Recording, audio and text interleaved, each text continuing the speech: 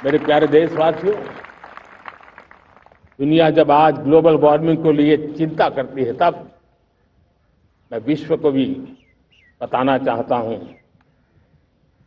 कि भारत ने तय किया था कि हम 2030 तक क्लीन एनर्जी भारत में 50% पहुंचा देंगे।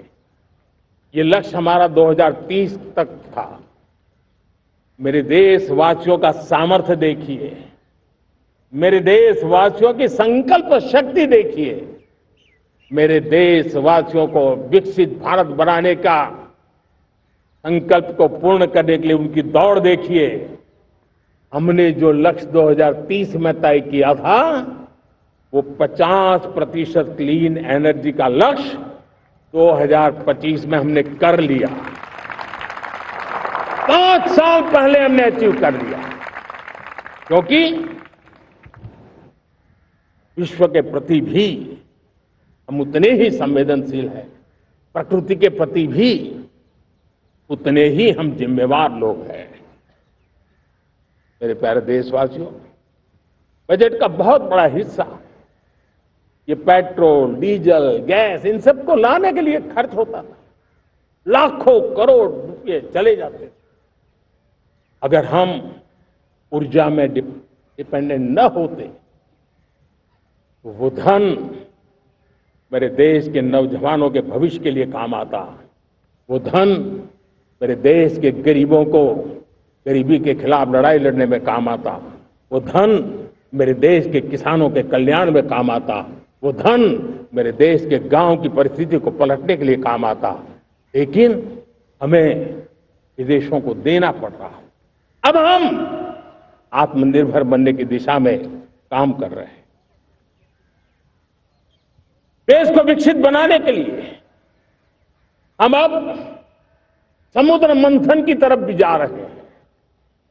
हमारे समुद्र के मंथन को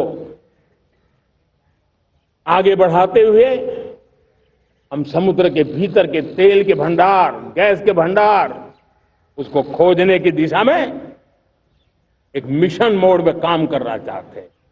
और इसलिए भारत ने national deep water exploration mission शुरू करने जा रहा है।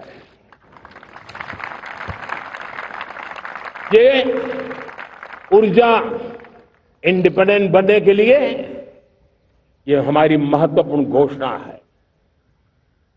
मेरे प्यारे देशवासियों, आज पूरा विश्व क्रिटिकल मिनरल को लेकर के बहुत ही सतर्क हो गया है। उसके सामर्थ्य को लोग भली भांति समझने लगे हैं। कल तक जिस तरफ ज्यादा ध्यान नहीं था, वो आज सेंटर स्टेज पे है। हमारे लिए भी क्रिटिकल मिनरल्स में आत्मनिर्भरता बहुत अनिवार्य है।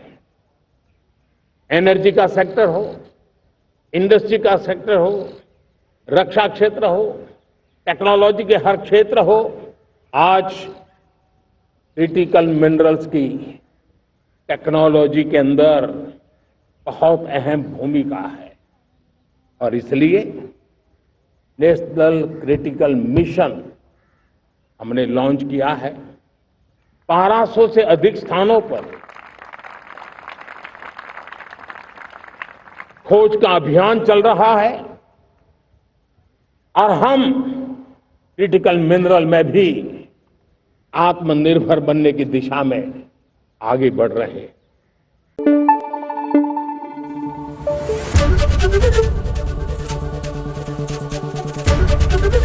एबीपी न्यूज आपको रखे आगे।